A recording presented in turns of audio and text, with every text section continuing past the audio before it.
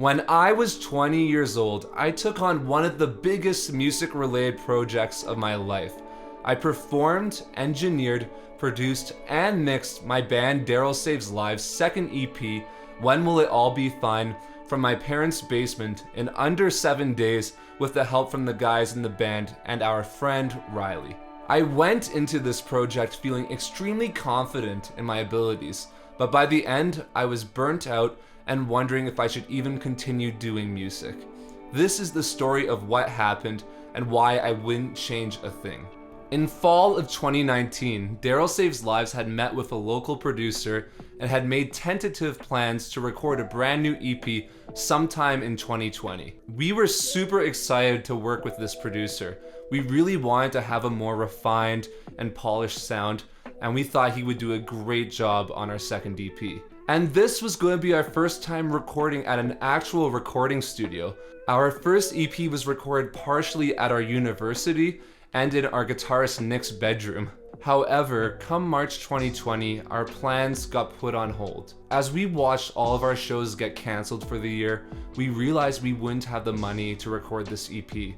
So we made the difficult decision to cancel it. We were all really bummed out about this, but we couldn't change the situation. In fall of 2019, while the band was working on songs for EP2, I had started a 2-semester-long minor in recording as a part of my bachelor in music. I had been recording demos in my parents' basement since I was around 13 years old, so I felt really confident and excited going into this minor. Overall, the 2 semesters were a ton of fun and one of the highlights of my experience in university. I was learning a ton about recording, and even though my second semester got abruptly cut short in March of 2020, I ended my minor feeling super confident in my ability, even though I didn't really have the experience to warrant this confidence. This brings us to May of 2020. When we found out that we could see each other again and actually start rehearsing, we decided that we wanted to put out some music. I am almost 100% certain that I was the one who proposed the idea of having me and my friend Riley record this EP to save us money. Somehow, everyone was on board for this, though our drummer David was very rightfully skeptical of this plan. So thank you, David, for still going along with this plan even though you didn't want to. We decided the EP was going to have 3 songs. 2 of the songs were written between March and May, so we had never even ran them as a band before, and we only had 3 or 4 rehearsals as a band before we started recording in mid-June, so time was of the essence. But in those 3 or 4 rehearsals, we got the songs kinda down and were as ready as we could be to record. A week before we started recording, I called Long & McQuaid and got certain mics put on hold for me so that we could rent them. When recording started, everything went surprisingly smooth. Aside from the fact that on day 1, I woke up on the floor next to a broken magazine rack and a hole in the wall that I somehow punched during my sleep, I was having a good day. Since we had set up microphones the night before and weren't doing any pre-production, we were able to get going right away with recording in the morning. We started the day by recording drums, which David got done before lunch, which was great because we only had the mics rented for 24 hours and I needed to return them before 4 o'clock. So that worked out really awesome. Over the next 2 or 3 days, we finished tracking the entire EP, doing 9 a.m. to 6 p.m. days. I look back on the recording stage of this EP with a ton of fondness. It was so much fun hanging out with my friends and just recording music. However, that's where my fondness for this project ends. When it came time to actually mix the EP, I slowly realized that I had no clue what I was doing at all. I went into this EP thinking that by just adding some plugins, I could make my 10x10 room sound like a professional recording studio. Alright, let's just see what we're dealing with.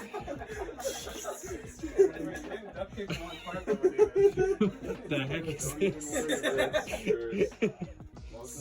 This is a pro setup.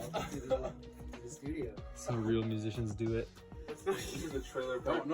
Need some more duct tape. However, after spending hours just messing with plugins aimlessly, it became apparent that I didn't know how to get that sound in my head that I wanted. Which made sense because honestly, I didn't know how to gain stage and I didn't know what plugins like compressors actually did or how they worked. When I was working on the script for this video, I thought it'd be cool to actually pull up the raw drums from the Pro Tools session, and honestly, I was quite surprised. They sounded totally fine.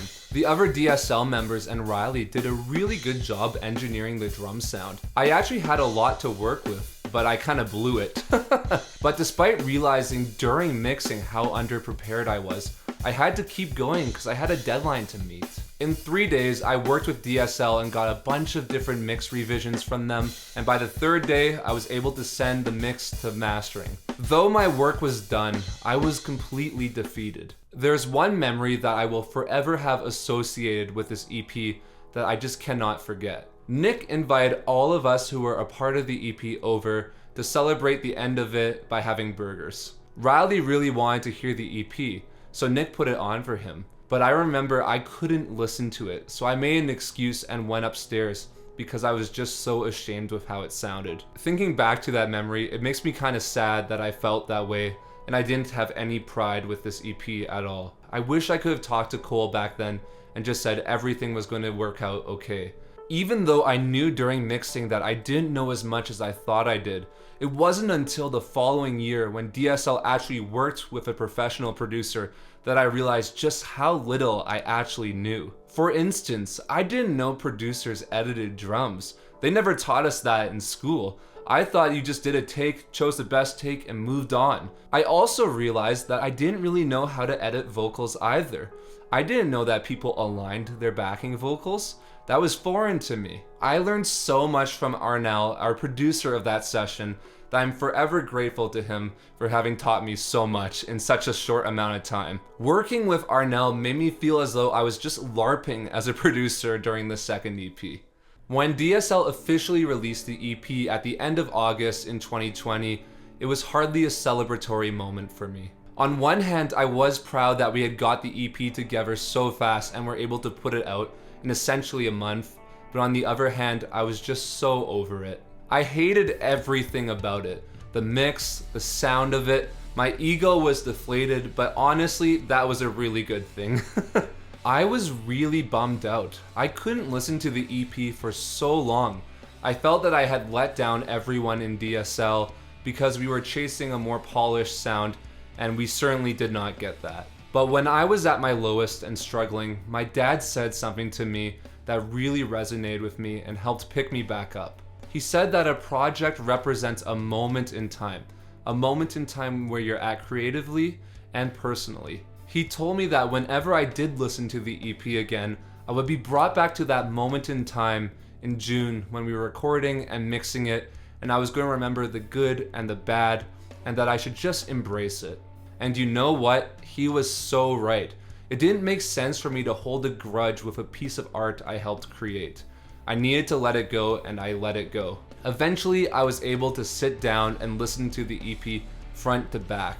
And honestly, I didn't hate it. It sounded way better than the fractured memory I had of it in my head. Now, I'm not saying the mix is amazing. I would still change 1,000 things, and honestly, one day, I may remix the EP. But when I listened to the EP, I heard a 20-year-old version of me trying his very best, doing the thing that he always wanted to do: produce, write, record, and mix music. When I thought about this, I got a big smile on my face, and I genuinely felt proud of myself for doing this for the first time.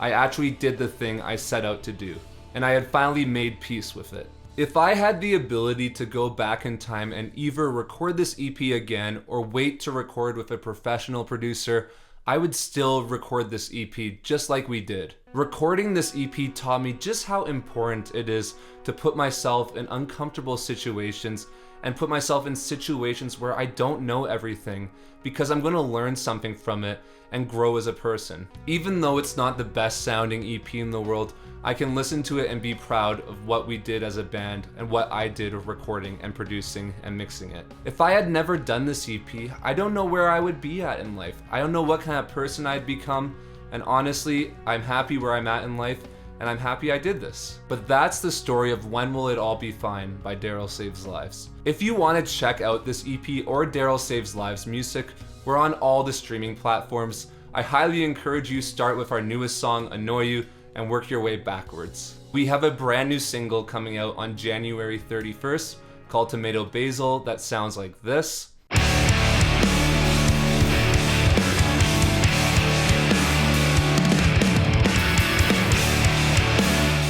If you like how it sounds, follow us on Spotify or Instagram to stay in the loop so you can hear the song immediately when it comes out. I've included a link to our Linktree down below so you can find everything nice and easy. But that's all I want to talk about today. Now I want to hear from you though. Have you ever taken on a big project not realizing just how hard it's going to be? Have you ever recorded music? Let me know in the comments down below and let's have a discussion. Thank you so much for watching this video. If you enjoyed it, please consider liking it and subscribing to the channel. It really helps out a lot. My name's Koljeet, and I'll see you in the next one.